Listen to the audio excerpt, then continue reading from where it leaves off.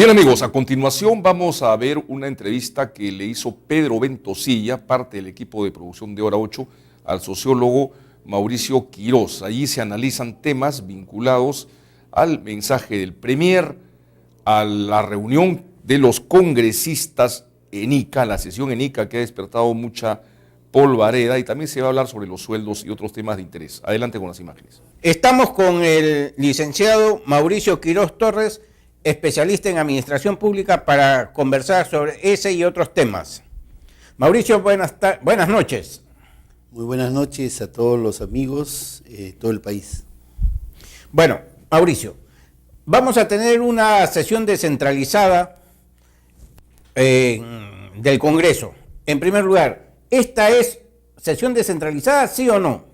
Mire, ni en la Constitución Política ni en el reglamento del Congreso de la República se establece la sede de las sesiones de los congresistas.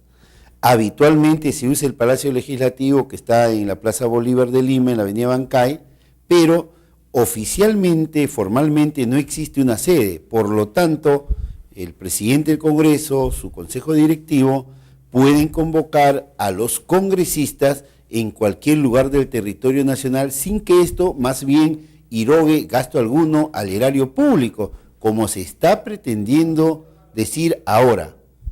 ¿Eso quiere decir que pueden sesionar en cualquier departamento o en cualquier distrito del país? Sí, imagínense, amigos televidentes, todos los congresistas a convocatoria de su presidente deben de sesionar en cualquier lugar del Perú. Y esto, pese a que el Congreso de la República no genera ninguna ganancia económica o financiera al país, ellos están obligados a ir a cualquier lugar.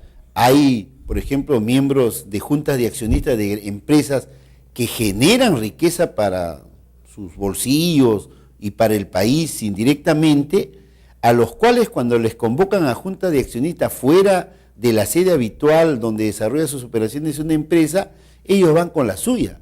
Inclusive conozco miembros del directorio que van con la suya. Yo, por ejemplo, he sido miembro del Consejo de Vigilancia de la Agroindustrial Paramonga Sociedad Anónima antes que ingrese el Grupo WON, antes que entre Jaime Mur Campoverde, y cuando citaban a sesiones del Consejo Directivo, en este caso del directorio, los miembros del Consejo de Vigilancia teníamos que venir a Lima con la nuestra, o sea, no nos reconocían ningún solo. Mauricio, ¿eso quiere decir que no es necesario pagarles viáticos a los congresistas?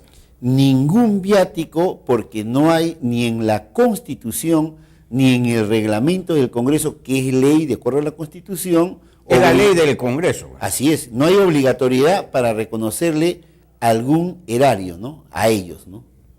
Pero generalmente lo que se estila es que cuando tú sales en comisión de servicio, la empresa te financia los gastos y pasajes.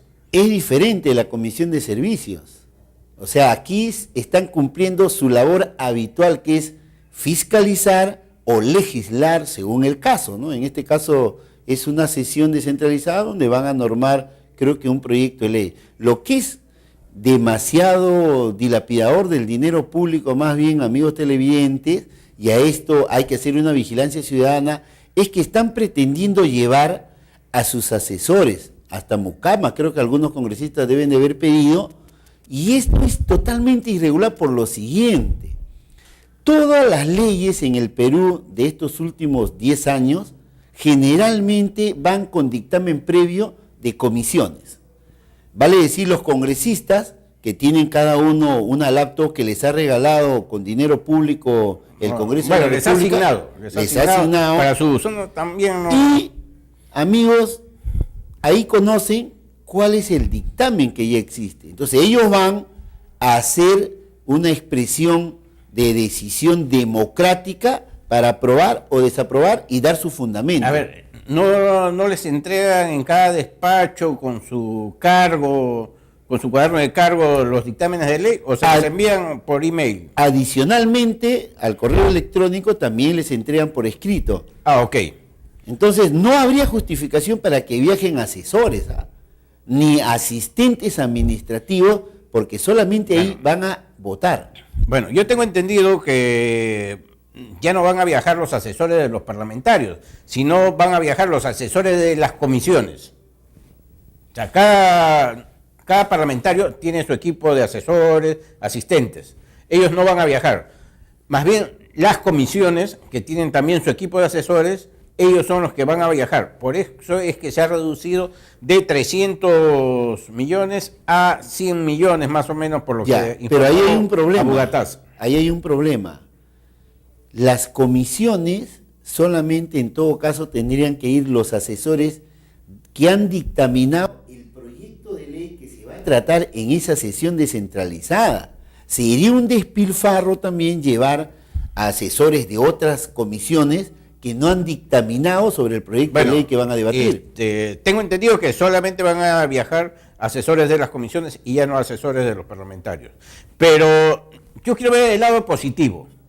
El hecho de que salgan de su sede habitual a una región, a la capital de una región, y que de ahí salgan a hacer 43 audiencias públicas, porque no solamente es la sesión de consejo, la sesión del Congreso, sino también van a haber 43 sesiones públicas. Al parecer van a ir a 43 distritos y ahí van a reunirse con los alcaldes, posiblemente los jefes de las regiones, la policía, etcétera.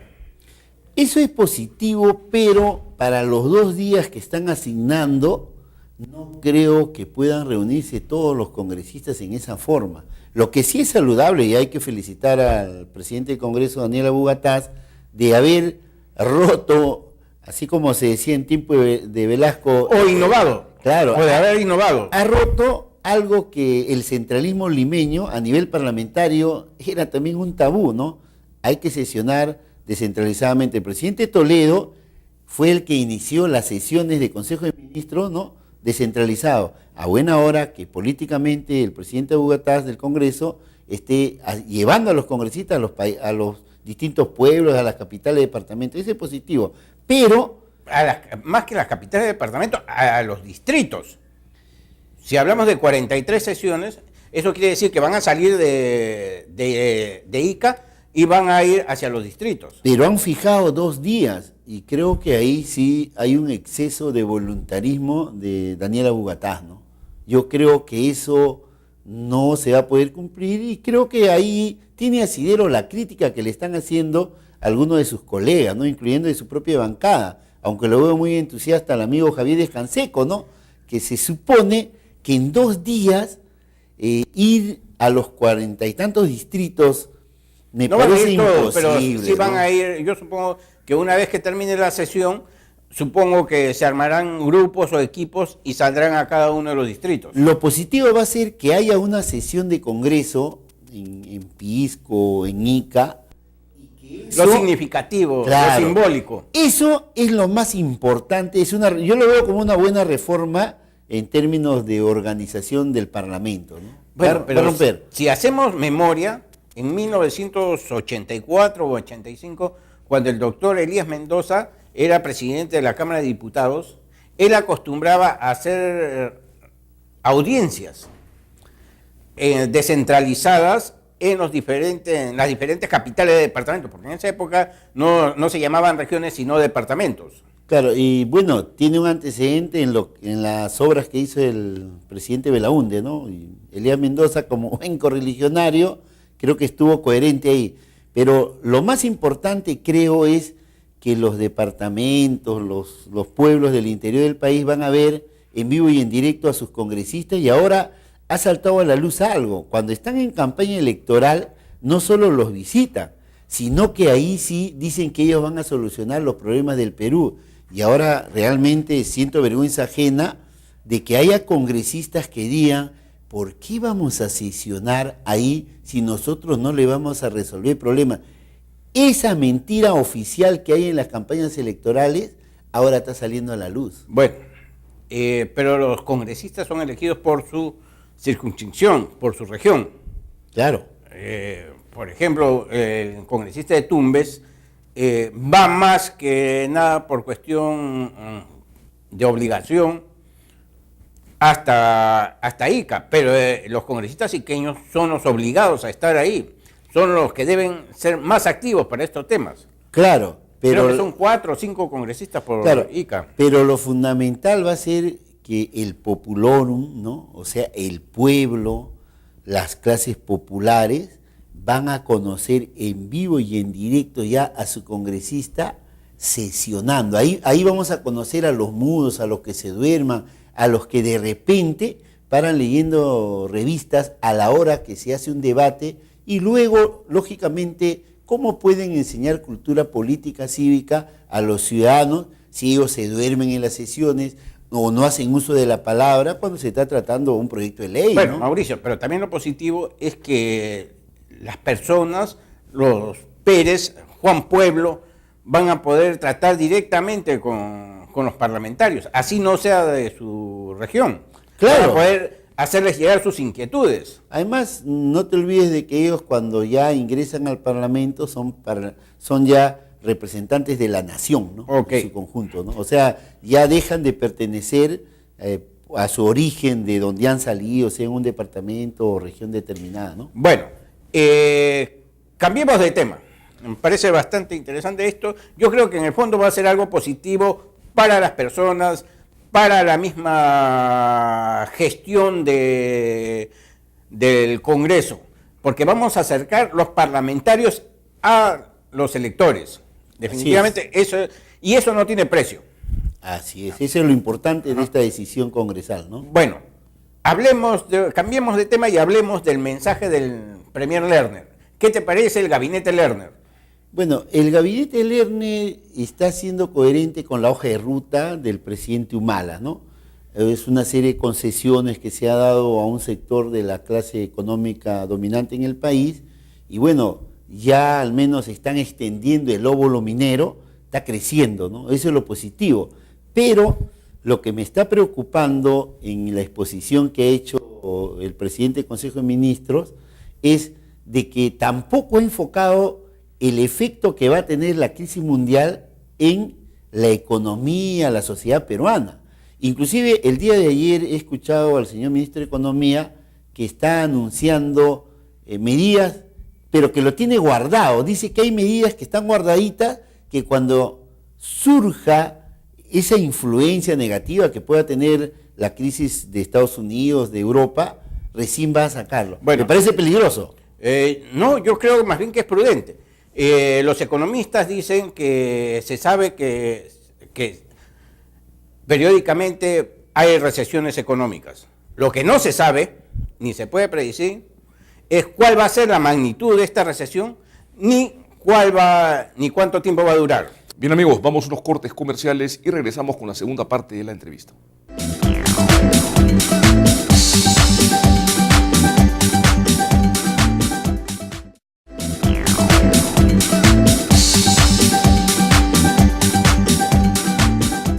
Bien, regresamos con la entrevista de Pedro Ventosilla a Mauricio Quirós.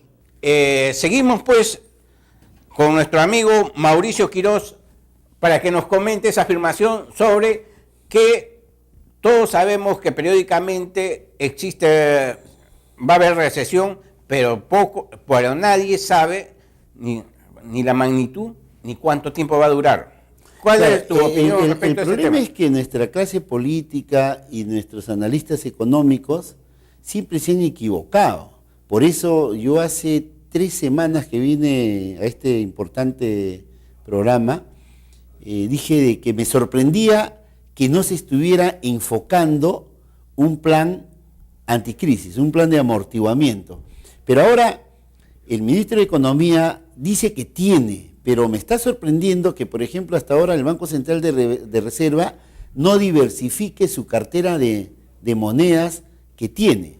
De igual manera, esta elevación del sueldo mínimo va a tener un impacto en cierto sector del país y esa tendencia debería de acelerarse. Yo, por ejemplo, consideraría que el presidente Humala debe repensar, ¿no? O sea, debe de modificar y hasta adelantar el incremento del salario mínimo que lo está programando para el siguiente año. Ahora, lo siguiente, ¿no? elevar 5% nada más el presupuesto del sector público para el siguiente año, supuestamente porque no han considerado el crecimiento del óvulo minero o del nuevo óvulo minero que van a dar las empresas mineras, me parece demasiado, digamos, no motivador para una reactivación de la economía, porque si hay recesión en la economía europea, en Norteamérica, como ya se ha visto, pocos creían eso, pero ya se va a dar, entonces va a resultar peligroso seguir escondiendo aquí la economía, la cabeza, y no ya esbozar ciertas medidas. Bueno, antes de que haya recesión tiene que haber crisis económica, ¿ya? Porque la recesión es producto de una crisis económica. Y esta crisis económica, hay muchas personas que dicen que es la continuación de la crisis del 2008 y otros dicen que es una nueva crisis. El hecho concreto es que se tiene que enfrentar. ¿Tú crees que, de acuerdo a las reservas que tenemos, de acuerdo a la inversión tanto pública como privada que hemos tenido en estos años y que al parecer la vamos a seguir teniendo, podemos superar esa recesión o esa crisis económica? Por eso, si no hay medidas, digamos, rápidas, que conozcamos todos y que realmente tengan resultado, va a suceder que vamos a estar mal. El presidente Toledo ha sido bien cauto y ha dicho, las reservas no son utilizables necesariamente para contener. Y eso sería un suicidio político y económico si es que Julio Velarde o ciertos sectores de la tecnocracia que al parecer está pretendiendo eso, se eche mano para capear la crisis. Yo lo que creo es que hay que apasionar el consumo. Debe de adelantarse el incremento del salario mínimo. Pero ahora, amigos, hay que decir algo. Mauricio, respecto al salario mínimo, 75 soles para cualquier trabajador es importante, sobre todo para aquellos que ganan el sueldo mínimo vital o legal. Pero para que las empresas obtengan 75 soles adicionales es bien difícil, sobre todo cuando tú tienes unos 100 trabajadores, 200 trabajadores. Es bien difícil obtener esos 75 soles, porque el único modo de obtenerlos es vendiendo más productos. A ver, analicemos eso en el sector minero, por ejemplo. El sector minero, sin necesidad de incrementar sus costos, solamente por el diferencial del precio, está obteniendo tantas ganancias que estos diálogos de estas últimas 3 semanas realmente han sido demasiado subestimados en cuanto al nivel de gravamen que han debido imponer. Bueno, por ese lado. Me voy ahora al sector textil.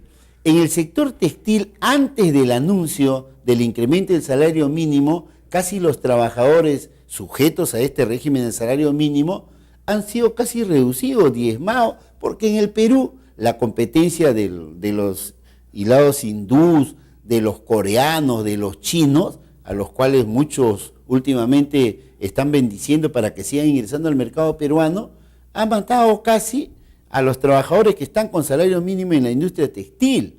Entonces, ¿dónde están ese grueso de trabajadores que recibe el salario mínimo? Son en empresas bien dinámicas, que no sienten el efecto. O en el campo. En el campo no tanto. ¿Por qué? Porque el Estado les ha dado medidas a determinadas sobreindustrias como Camposol, de droguería, de Klimper, ¿no? Que tienen ciertos beneficios que le ha dado la legislación. O sea, no van a sentir el efecto, pero sí se va a reactivar el consumo. Y yo me voy a otra medida más todavía. Yo lo que no creo eso, no vamos a discutir en este momento, pero hay que tocarlo con pinzas. Pero las remesas. Quiero tocar un tema antes de las remesas. ¿Qué te parece a ti que se haya subido el nivel de sueldos de 15.000 a 25.000 para los empleados públicos? Eso va a hacer que vengan todos los genios que están en Harvard, en Stanford, etcétera, etcétera. Yo dudo, ¿no? Primero porque las expectativas de ellos son más superiores a ese monto que ha anunciado el presidente del Consejo de Ministros y el presidente Humala. Y segundo, porque en el Perú hay una discriminación a los profesionales de ciertas universidades públicas que también son competentes, son buenos, lo han demostrado, pero a los cuales, como no se somete realmente a un concurso público nacional abierto, entonces generalmente entran los mismos, ¿no? No me va a sorprender que en el Ministerio de Economía o en el Ministerio de la Producción, donde está Curburneo, de repente lo tengamos a Cecilia Blum, uno de los asesores que está en la Sociedad de Exportadores, que lo vayamos a tener ahí, porque están hechos, ese tipo de propuestas están hechos para ellos. Pero yo no creo que sean tan buenos, tan eficientes, ¿no? Si no, ya lo hubieran demostrado. Una pregunta, ya para terminar. ¿Hay alguna estadística de cuántos profesionales migraron de la administración pública hacia la administración privada cuando el expresidente García ordenó que el tope máximo de sueldo sea de 15.000 soles? Nadie ha investigado ese tema, no creo que haya información sólida y por eso es solamente una propaganda decir de que hay muchos que han emigrado. Estamos hablando de una leyenda urbana que se ha generado en la administración pública. Así es, así es. Bastante interesante. Bien amigos, vamos a unos cortes comerciales y regresamos.